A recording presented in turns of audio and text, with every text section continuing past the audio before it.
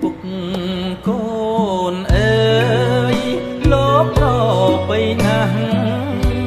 លោកគឺជាព្រះរស់មានរូបកាយ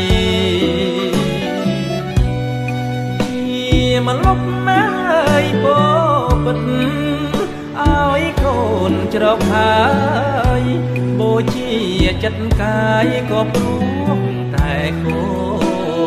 នអោលោកអើពុកអើយលោកអើពុកជាតិនេះអើយជាតិមុខកុំបីព្រាត់សូនមានព្រំវិហារធរចំឡងជាក្បូនក្នុងបែបដងកូនចងចាំមិនភ្លេច